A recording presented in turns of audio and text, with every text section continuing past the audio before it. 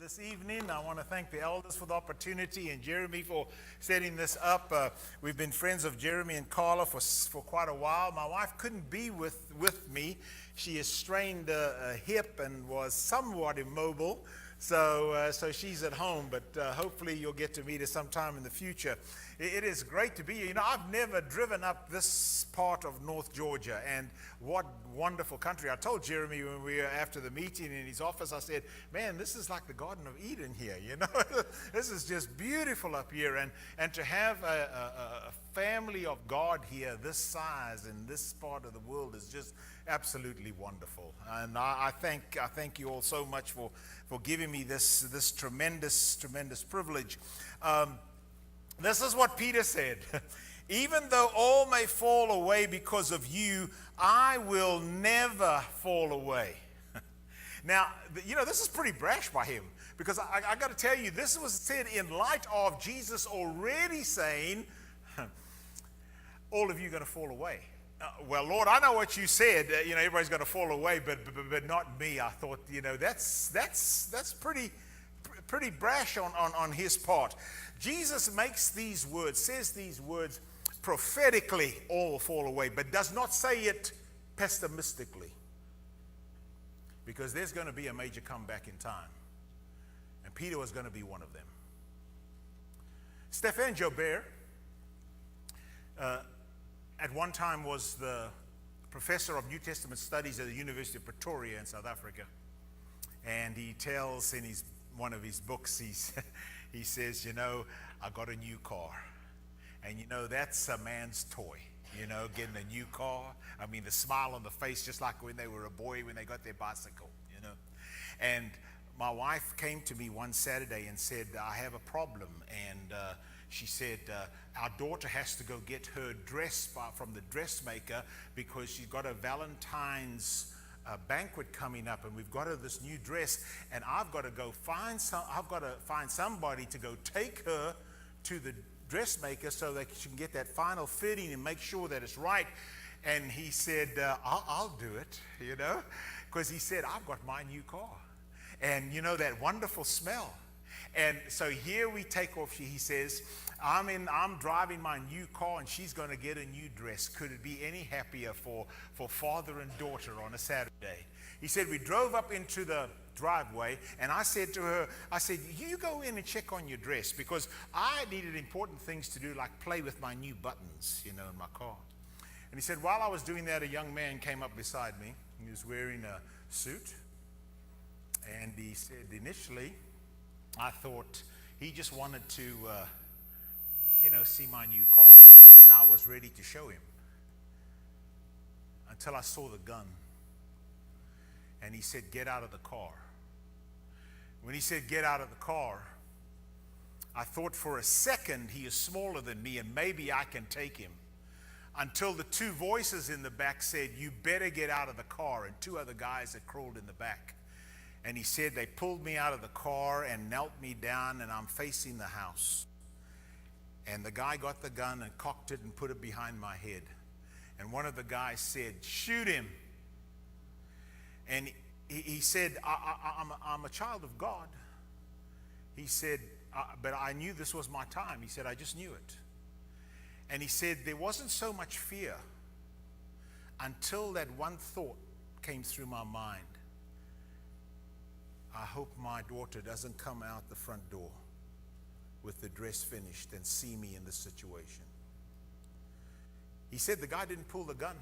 The last thing he heard was the wheels squealing, and they had hijacked my car. He said they hijacked my car, and that day Jesus Christ hijacked my heart.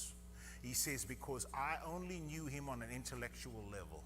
Oh, I could tell you all about New Testament doctrine and all. He says, but in my heart, I wasn't connected. And that was the day that I began this wonderful relationship I have with Jesus Christ. And when I read that story, I thought about Peter.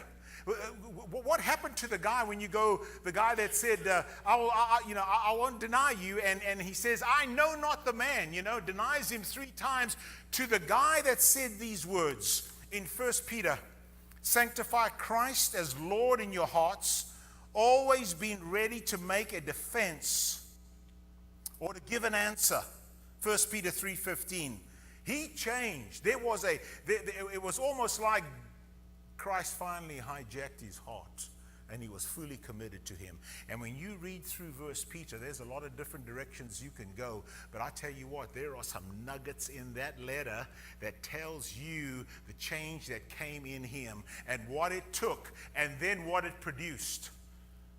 So let me share a few things with you tonight because it's a saying we used a long time ago. We don't use it today, but it's kind of walk the talk. Peter said, I didn't do it then, but I'm doing it now. And so the first thing to remember, Peter says, is the process of becoming holy begins in your mind. He says in 1 Peter chapter 1, verse 13, therefore purpose your minds for action. And he throws down as the following verses several commands like, keep sober, set your hope on grace, don't be conformed, be holy. And what Peter is saying is, listen, you've got all these circumstances around you, you New Testament Christians. The world is changing, you Christians that live in the 21st century. Your society is moving completely away from God. And he says you can rise above the circumstances, but only if you change your mind and your thinking. And he says there are a few things that helps you to do that. Recognize the living hope that you have in him. Praise be to God, 1 Peter chapter 1, first 4 verses. And Father of our Lord Jesus Christ, grace and mercy, he has given us a new birth into a living hope through the resurrection of Jesus Christ from the dead, and into an inheritance that can never perish, spoil, or fade, kept in heaven for you. A living hope. And I'll tell you what, this is not the hope of the world. This, and I wrote this down here. This is not like wishing upon a star. I hope I win the lottery, or I hope my son straightens out one day, or I hope I keep my job. That's not what he's talking about here. He's talking about this living hope we have in Jesus Christ that comes from his death and his empty tomb, his resurrection. He says, you want to change the way you think? You embrace that. He mentions in verse 4 a permanent inheritance. I'm chuckling because I travel all the time, and it's nothing new because I do a lot of international traveling.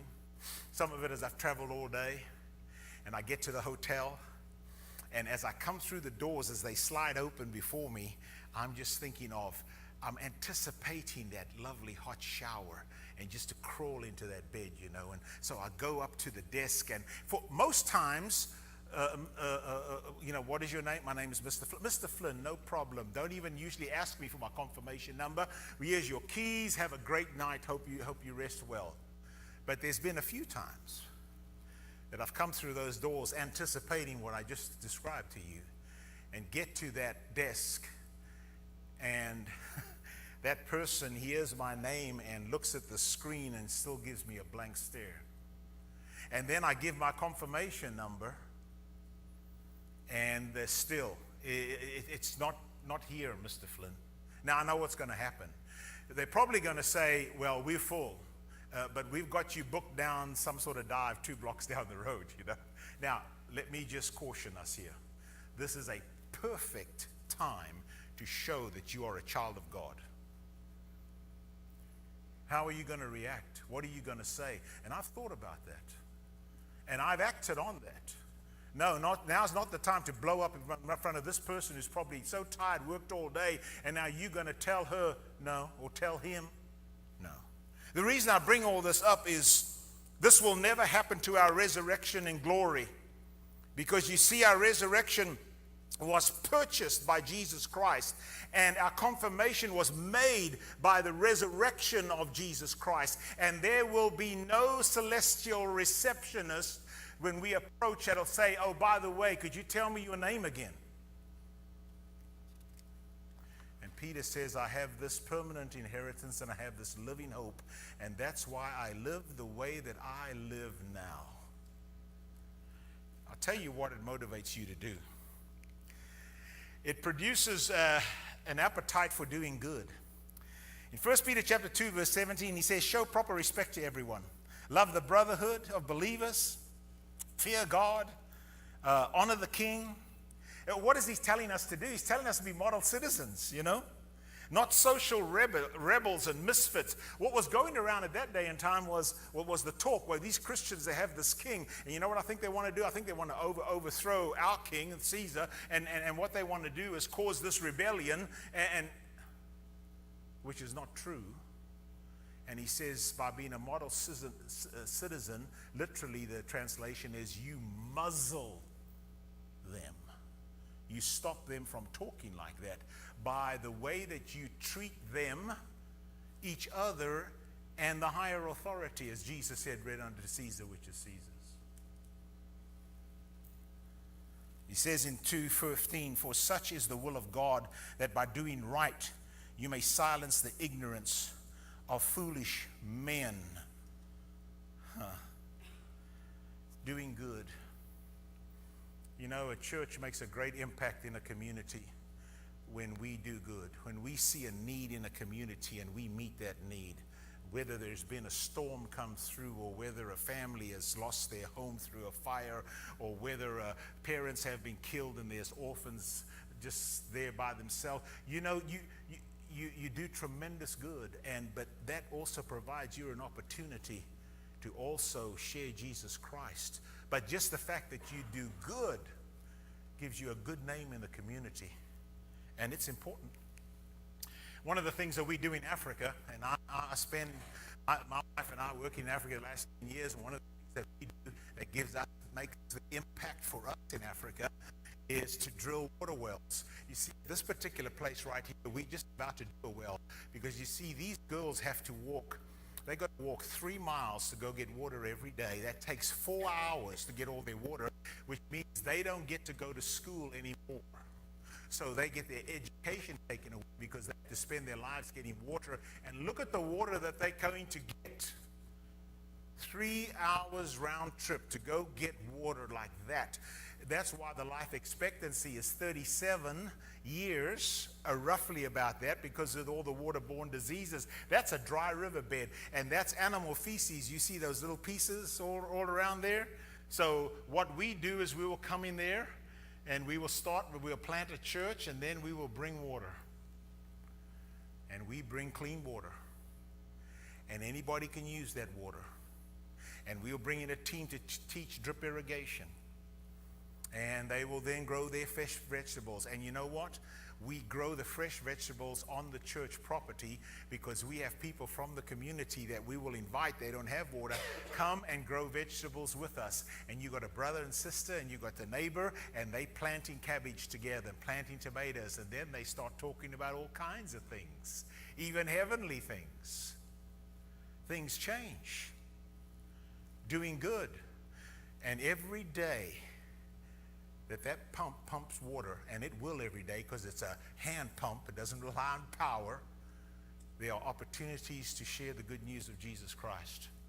Or we collect clothes in Africa. Well, we don't collect clothes in Africa. We ship them to Africa.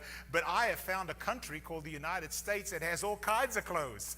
And I have a generous people that give their clothes. In fact, I'll tell that most of the clothes that we get, the higher percentage of clothes, we get clothes, men, children, but as women. And I say to the women, would you spring clean your closets and give us your clothes and go shop again? Come on. And we ship those containers over there, and one container, 40-foot container, 1,250 boxes, we'll share it with 15 churches who share with their communities. Right now, we're collecting 10,000 pairs of shoes, and we've already singled out 5,000 children that do not have any shoes right now. So, and then we feed orphans too. There's Hungry there now. Maybe not here, but we have Hungry there. And that little boy, I want you to know, he put it up, and he only put it down when it was done. It just took one time. I just love that. I just love that picture. But the doing good, that's what we are. That's what motivates us. And we feed about 1,200. But he has another point here too. Peter does. And he says, I'll tell you what, when your life changes, listen to what he says, 1 Peter 4, 2 and 3, and I'm reading from the New American Standard Version for this particular verse. So as to live the rest of the time in the flesh, no longer for the lusts of men, but for the will of God. In fact, another translation reads, you won't spend the rest of your version reads, you will not spend the rest of your lives chasing your own desires, but you will be anxious to do the will of God. What do you mean? I mean, I'm in my late teens and I'm in my early 20s. I shocked the pagan crowd. What do you mean by that? I mean, I don't do sexting. I don't hook up in high school or college. That's not why. I don't go get drunk on the weekends. That's not what I do. It's got nothing to do with my age. It's got to do with my transformation. Because that passage in Romans 12 has really grabbed my heart at a young age. That I'm going to present my body every day as that living sacrifice, and it's for God.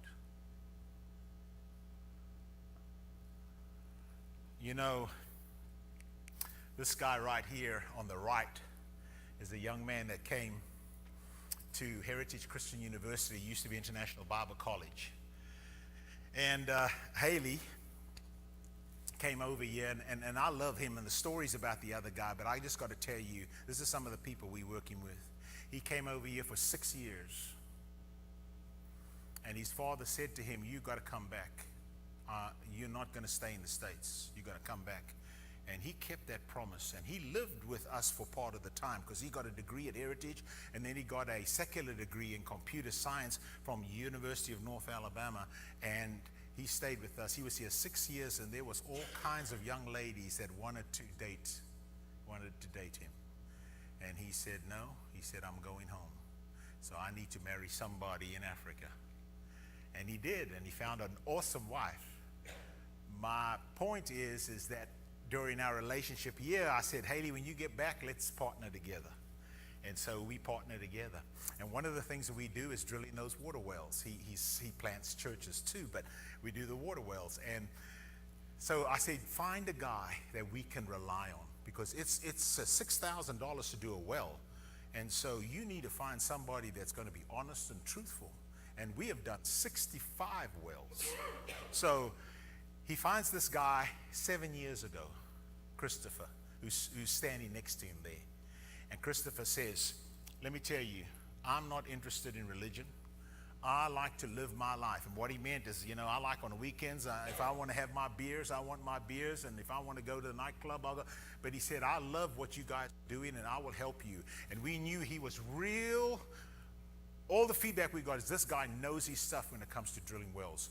And so we latched onto him. And through the years, Haley would say, this happened at church. Or Haley would say, oh, God has blessed us with a son, and we're so thankful to him, and we're going to have a special service to thank God. We'd love for you to come. He didn't come.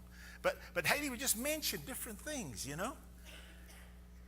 Well, I want you to know that last March, Sunday morning, he just walks into church, and he sits down, and Haley comes to him, and he says, okay, I'm ready to become a Christian. So let me just say, don't ever give up, okay? Nobody's a lost cause. It's how we approach sometimes, but nobody's a lost.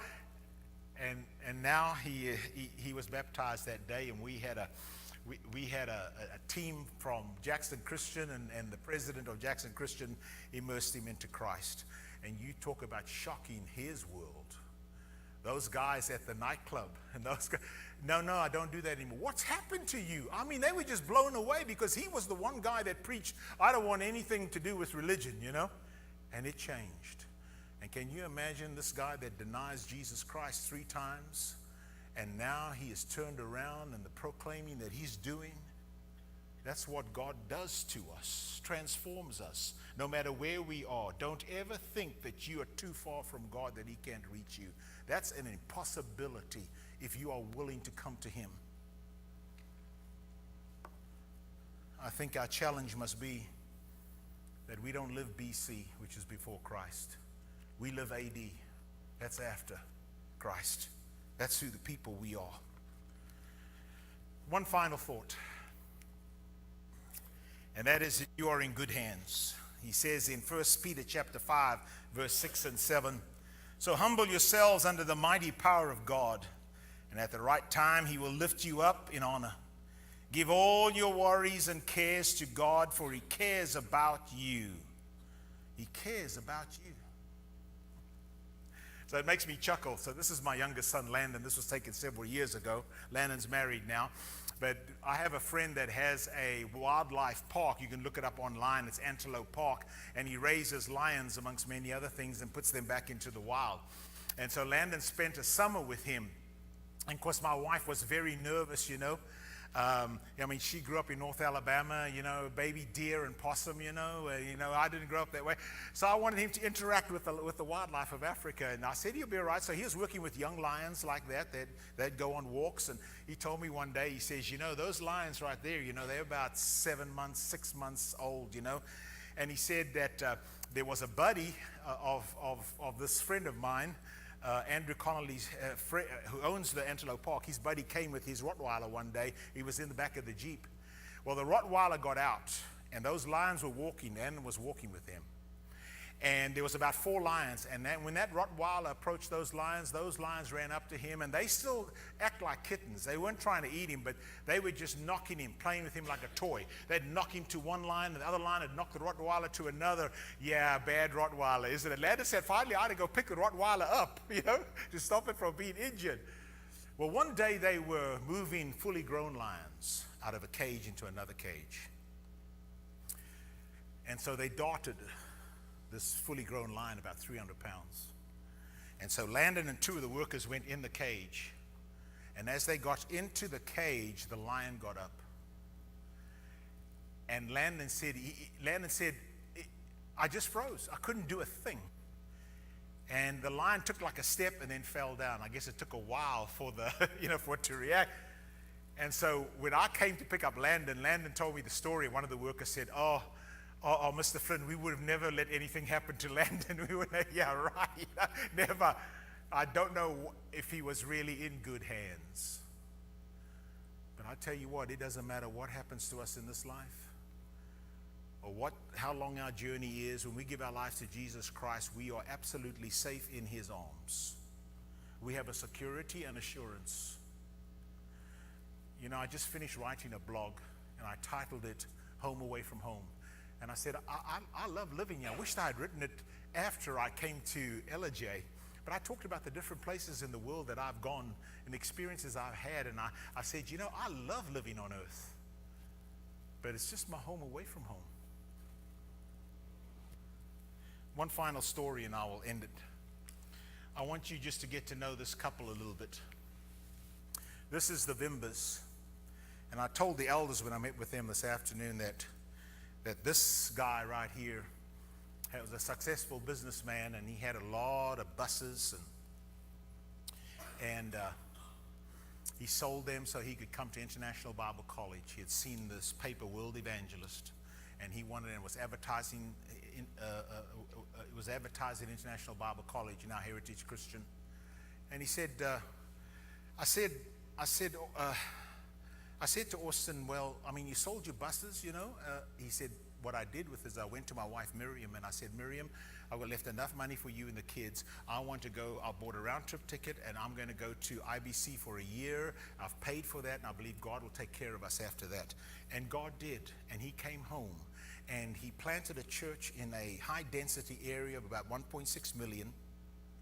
And the church grew to over 500, and then it would go down to 300, and then it'd come back up to 5, and then it'd go down to 250, and then it would come back up. And all the time he was planting new churches from what we would call the Jerusalem church, as it were. And they planted 15 that way, and right now the church is 350 already. He was told me he was going to be at a wedding, and he loved to do weddings. And so I flew back that March, and the wedding was the first week of April, and he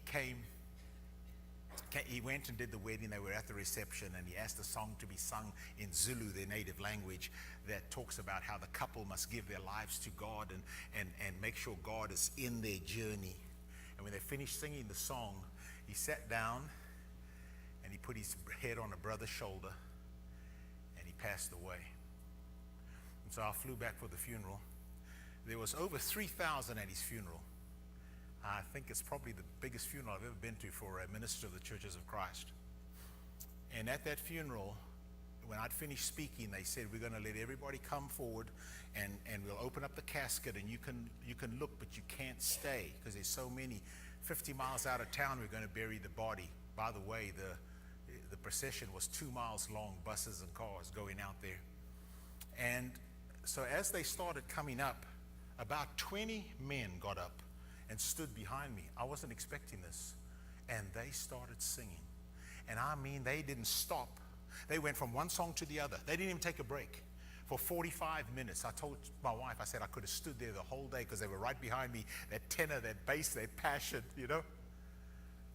And they were all men that he had taught and mentored, and they were all ministers of the gospel. I don't know, he had a high profile, and he used it. But God gives us all talents and abilities. Peter, let me tell you, you're going to deny me. But I tell you what, if you will take a real good look at me and drink me in you, this living water, I tell you what, you're going to do amazing things in the years to come. So I say it prophetically, but I don't say it pessimistically. And God says that to all of us, that we all use whatever we have to glorify him. Some of us will have a high profile, some of us won't, but in every way we can glorify our God. And so we come here every Sunday through God, Jesus' resurrection, and we remember the victory that we have in him, and we are challenged every Monday morning to go out and whatever little thing that we can do or big thing that we imagine it is, to make an impact. Paul wrote to the Galatian brethren, for as many of you as have been baptized into Christ, Galatians 3:27, have put on Christ. I know we get wet when we get baptized. That I know. But that's not the point. I know it's immersion. But it's about, for as many of you who have been baptized into Christ have put on Christ, to live his holy life, to do what he wants. That's our purpose. If there is a song that I know we're going to sing a song here, and I just want you to know that if you need help in any way to come to the Lord or just to be encouraged, won't you come as we stand and sing? I am resolved no longer to linger, charmed by the world's delight. Things that are higher, things that are lower, these have allured my sight.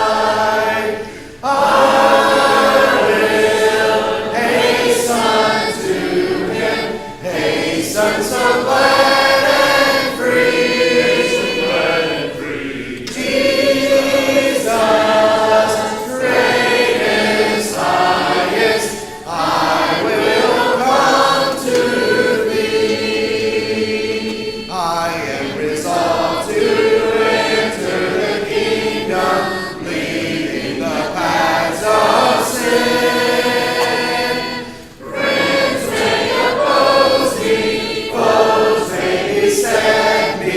Still